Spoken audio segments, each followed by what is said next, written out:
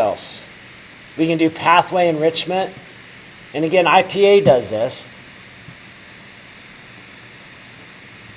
So we can go in here and see, you know, what are some of the overrepresented biological functions in it. Plasma membrane, embryonic development, cell activation, cell differentiation. It makes sense, right? These cells are differentiating, mesenchymal cell differentiation, tissue morphogenesis, tube development. You know, it makes sense. And that's how you can kind of use this. Not only that, but you can use it to find other studies that actually have similar properties to yours. That might be another data set that you can now analyze, incorporate into your data set. What else? You know, what I would use this for, and what I think of this is a really good tool for, is looking at things based on genes. Anybody have a gene that they're curious about? Give me a gene, somebody. What's that? Let's try it. Let's see what happens. MI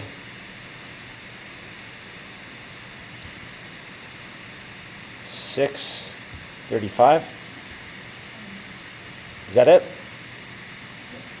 All right. Doesn't support it. I'm sorry. Here, I'm working on a gene called JUP. It's junction plakoglobin. So once you type your gene symbol in there, basically all these things will come up. I don't want Jupiter. That'd be kind of cool to search by Jupiter. Actually, there's a gene called Jupiter. Oh, wow. So what I'm going to do is this first gene, JUP, catenin, that's what I want, so I'm going to select that.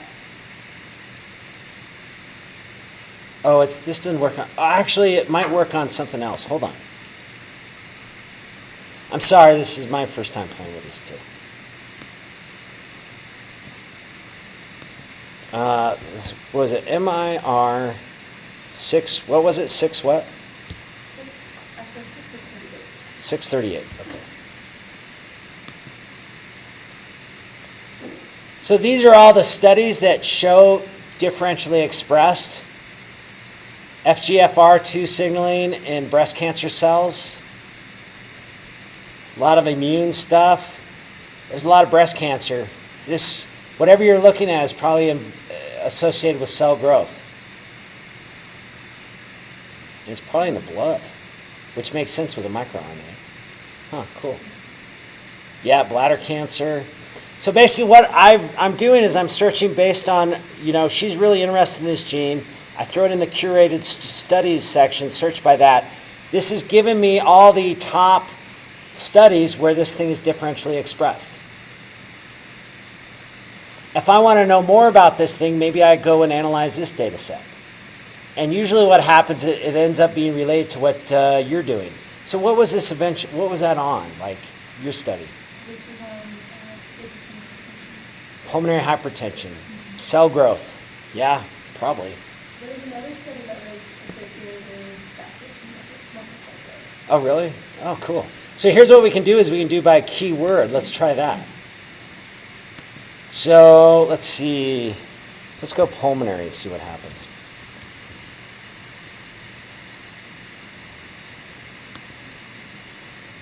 Oh, guess not. Sorry. Well, here's what we can do is we can find out where it's expressed, right? And that's another thing too, is so if she's really interested in this gene doing pulmonary hypertension and it says that it's not expressed in the lung, we got a problem, right? We look here. No, it's not assayed. That's the hard thing, is that this is a microRNA too. Oh, bummer. Cell types. Okay. We can go to Disease Atlas. Oh, man. All right, I'm going to put mine in. I think it doesn't like your microRNA. So I'm going to put JUP. So what this is going to do, it's going to give me a list of disorders where this thing is messed up. It's doing it by categories. I can do it by ranks. So this is a cell adhesion molecule associated with skin, woolly hair, all of these things, cardiomyopathy, epithelial cancer. These are all, I also find it, associated with cancer disease as well. So these are all the ones where it's, where they show like it's either has differentially expressed or it's mutated. And that's another cool thing you can do.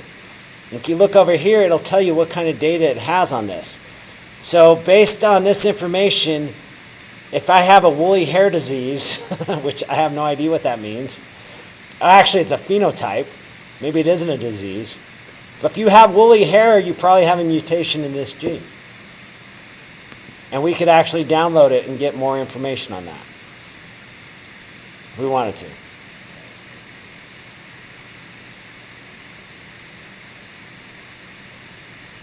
Maybe. All right, I'll come back to you. We do pharma. We can find out what things inhibit juke. If I want to get at my gene, if I think this is important in lung cancer, maybe I use this substance here to knock it down. And if it's green, that means it downregulates it. And then if I want to boost it up, maybe I use this ethylene oxide.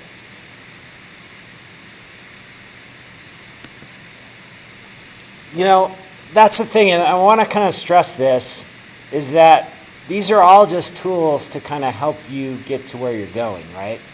That this isn't going to give you answers. It's just, it's like binoculars, but you got to know where to look. But these are really good binoculars. The score is basically telling you how correlated or how significant the finding is, and it's based on the rankings. So what it does is the number one ranked value gets 100%, and everything else goes below that. So if there is a ranking, that means it's significant. Even if it's like 20, that means it was there's probably a still significant p-value. It's just lower than something that would be 100. What was the other one? Here's what we can also do.